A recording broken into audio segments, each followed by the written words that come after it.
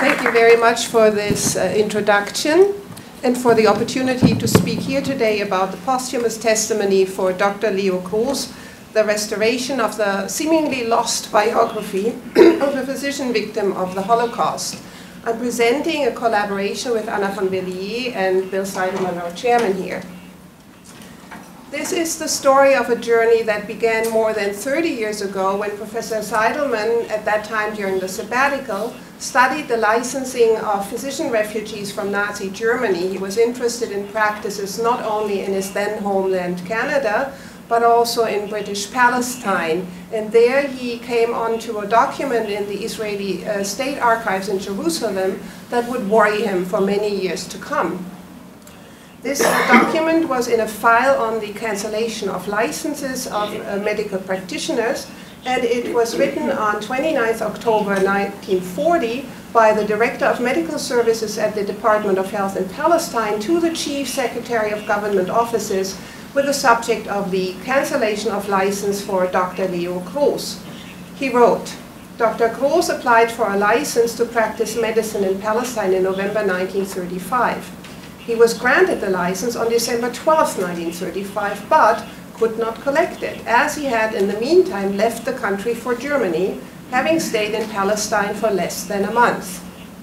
His friends in Palestine informed this office that he was detained in a concentration camp in Germany and could not therefore communicate with the department. In view of these circumstances, the consideration of the cancellation of his license was postponed until now. I recommend that his license to practice medicine be cancelled as he has lost permission to remain permanently in Palestine.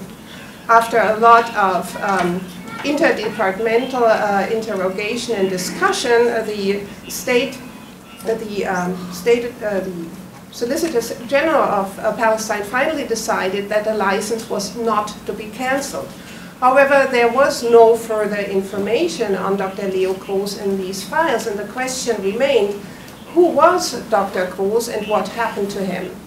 So at the time, Bill Seidelman discussed his findings with many of his colleagues. One among them was medical historian Michael Cater, who at the time became the first author of the first systematic study on doctors under Hitler, published in 1989. Dr. Cater also tried to find more information, but there was none, and he concluded then that Dr. Leo Kroes almost surely became the victim of remigration to the Third Reich. Many years went by, and Dr. Seidelman did not forget Dr. Leo Kroes. In 2014, he contacted an international network of scholars that had developed by then, and that included Dr. Anna van Villiers at the University of Hamburg, Professor Rona Seidelman from the University of Oklahoma, myself, and a few others. And within a relatively short time, we actually had found information through new internet-accessible databases and traditional sources. I want to single out only one of those new internet-accessible sources here, and that is the so-called Stolpersteine project, translated stumbling blocks. And that was created in 1993 by the artist Gunter Demnig. These are little bronze plaques in the shape of cobblestones that are engraved with the biographical data of Jewish victims of the Holocaust and are placed in the pavement in front of the victims' last known addresses. The physical stones, and this is important, the physical stones are connected to an online database that is easily accessible. And this was one of the many sources that ultimately led us to the surviving member of Dr. Leo Kroes' family, and that is his nephew, Professor Wolf Kroes, a retired professor of internal medicine who lives in Würzburg, Germany. He will be 90 years next month. We contacted him by letter, and he reacted with a series of telephone calls. In addition, he has actually published a memoir in 2002, and so has his sister Eva. Here we see them together in September 1936, shortly before Eva's emigration to Ireland, where she spent the rest of her very long life. Dr. Wolf Kroes told me that he had long hesitated to write his memoirs, but finally gave in to pleas from his students And he also told me that it had been very hard on him to write these memoirs, as they made him relive many very painful moments from his life. Informations from memoirs and oral histories present a complex problem, so great care was taken to place the autobiographical data in a context of verifiable data from other sources. This approach may not prevent false conclusions. However, even if such a reconstructed biography is just that, a construct, it is a first approach to the truth of the life of Dr. Leo Gross. We do not have a photograph of Dr. Leo Gross, but we do have his handwriting here from a resume that he wrote in 1911 for his medical thesis. He was born on the 22nd of March 1887 in Rügenwalde in Pomerania, and his parents were the textile merchant Wilhelm Wolf Gross and his wife Fanny. The double first names of his father, Wilhelm Wolf, already attested to the dual allegiances of the family, that is to Prussia and German nationalism, as well as to their Jewish heritage. Here we have Pomerania within the borders of Germany before World War I. Rügenwalde lies on the Baltic shores, and this is where Leo and his 1 year older brother Alfred, the father of our contact Wolf Gross, spent their school years, and they finished high school in Kohlberg, another seaport city 50 miles to the west. Alfred became a lawyer, while Leo decided to become a physician, and he received his medical degree from the University of Greifswald in 1913. He started his medical career in Berlin. He married a young Jewish woman from Kohlberg, Helene Walter, and they had their first and only child, Ursula, in 1914. His brother Alfred married a Protestant woman and converted to Protestantism. This was one of several issues that the brothers always disagreed on. Alfred, on the other hand, protested against Leo's decision to volunteer for service in World War I. But Leo was among the group of young Jewish men who felt very strongly their double identity as Jewish and German, as you can see them here, who volunteered for military service at the time. And he spent all the war years as a military physician, first in Verdun and later in Kohlberg.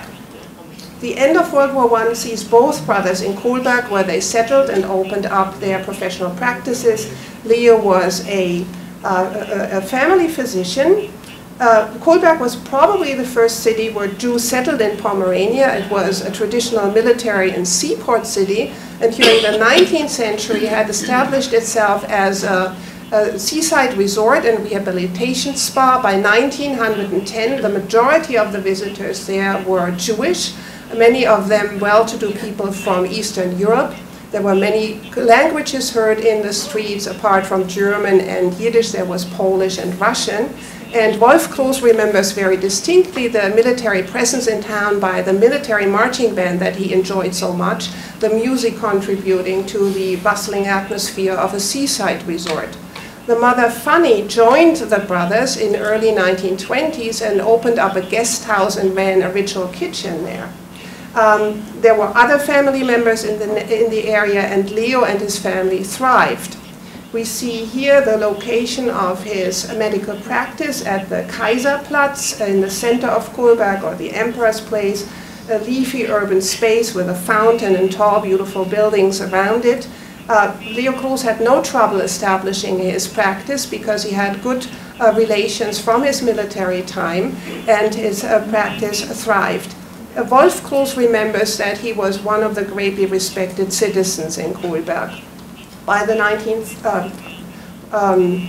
Leo Gross also served in the role as a non-paying position, that was as a attending physician at the Jüdische Kurhospital, or the Jewish Convalescent Hospital, as we see here from a copy from the Reichsmedizinalkalender, or Physician's Almanac.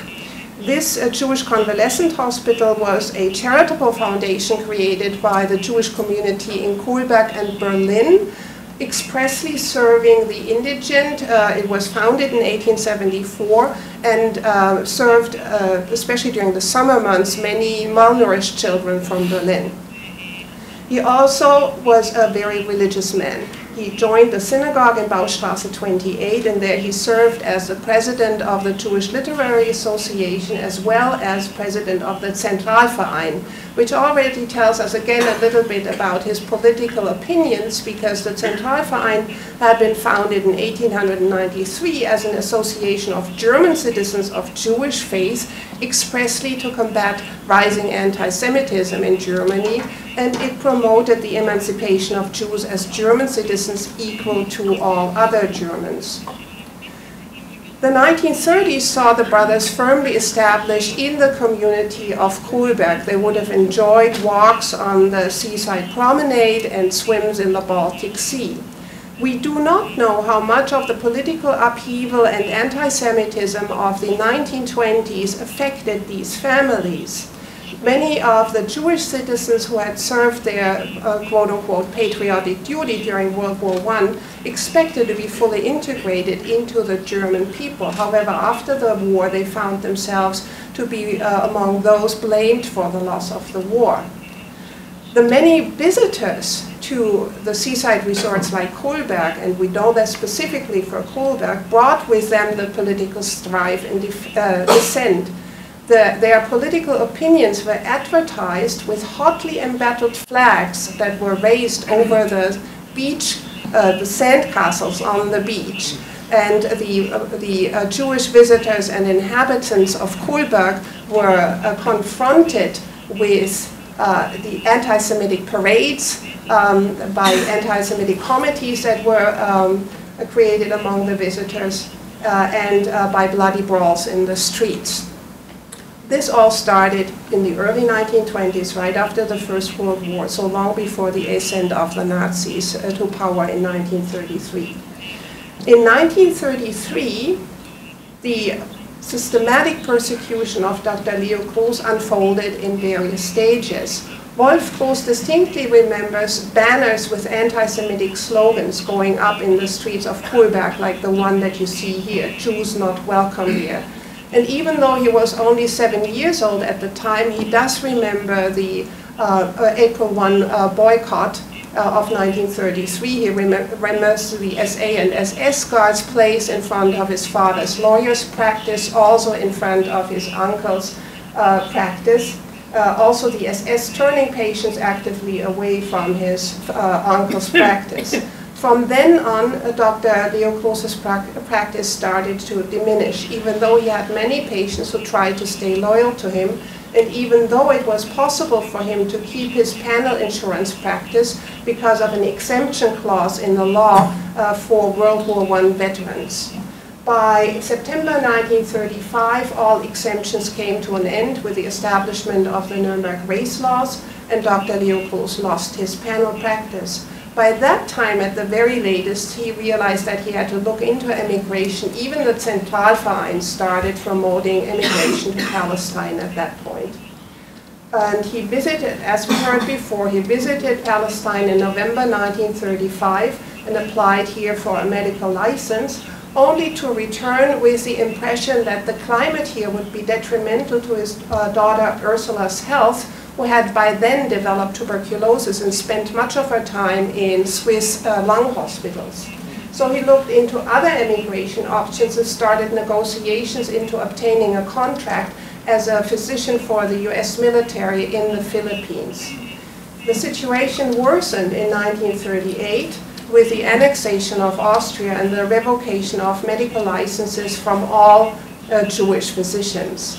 The November pogroms in Kohlberg led the SA and the SS to destroy all ritual spaces in Kohlberg that included the synagogue, the Jewish hospital, and the Jewish cemetery.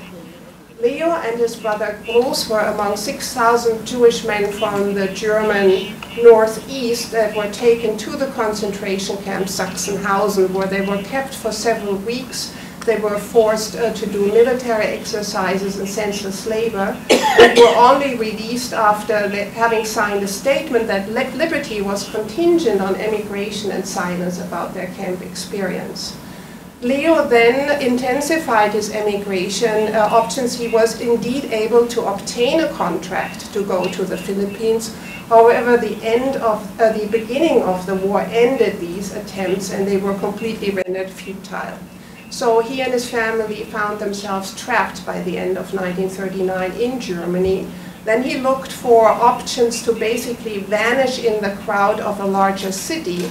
And he probably used his professional contacts in Berlin to obtain a position as a nurse at the Jewish hospital in Berlin, which was from 1940 on one of the very few Jewish hospitals open to Jewish patients.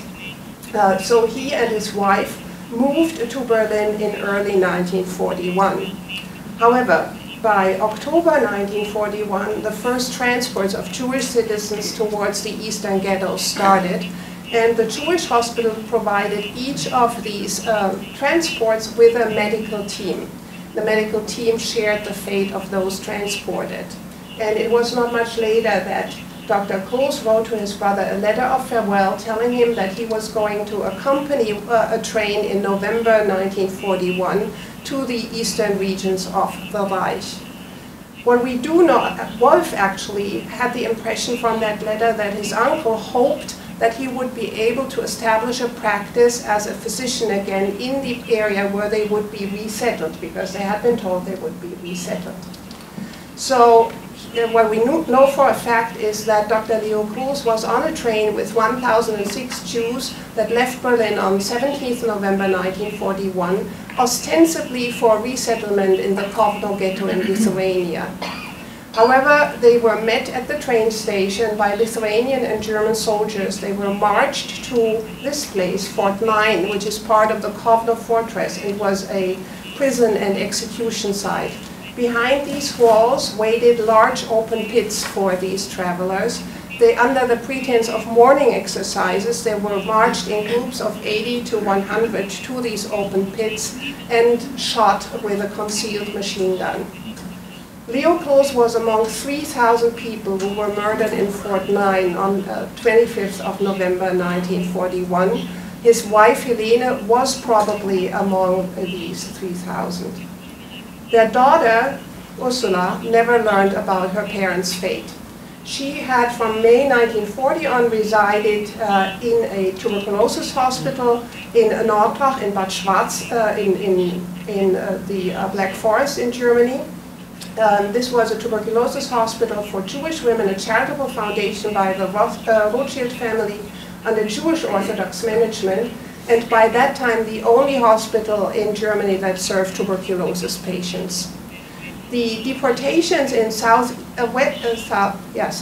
Germany had started relatively early in October 1940. However, the patients in this hospital were among the last Jews to be deported from southwest Germany, probably because of the Nazis' notorious fear of infection. We find Ursula's name on a deportation list from the summer of 1942.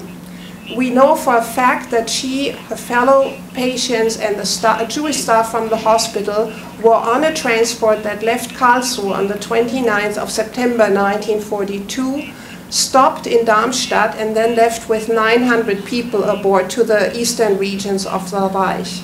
The destination of Ursula's train is unknown to this day. Wolf Kroos, the nephew, survived. He told me that after the war he started searching for his family, and he told me, "I have looked so very hard for my uncle." In 2009, he was able to create a personal memorial for his uncle Leo, his aunt Helene, and for his cousin Ursula by placing stumbling stones at their last known address in Berlin. Here I could show you only a short glimpse into the by now restored biography of Dr. Leo Kroos, which we know in much detail. There are many conclusions we can draw from this journey. Dr. Leo Gross is as of yet the only example of a doctor's remigration to Nazi Germany. Systematic studies of exploratory visits to Palestine or the question of medical licensure in British Palestine are missing. Wolf Gross' testimony, cross-referenced against data from other sources, together with language and research skills leveraged through equitable collaboration of an international network of scholars, enabled the reconstruction of the seemingly lost biography of his uncle and family, in fact, a posthumous testimony. The resulting narrative places Dr. Leo Gross in the social network of his family's past and present, his country and his beliefs, and it serves his commemoration within this context. The destructive nature of the National Socialists' persecution of Jews continues to act if the victims are remembered without this connection to their families. I believe that the future of Holocaust testimony may depend on the reconstruction of these family and community networks. And I would like to close with a word from Wolf Gross, who said, "I have to accept history, for without history there is no future." Thank you very much.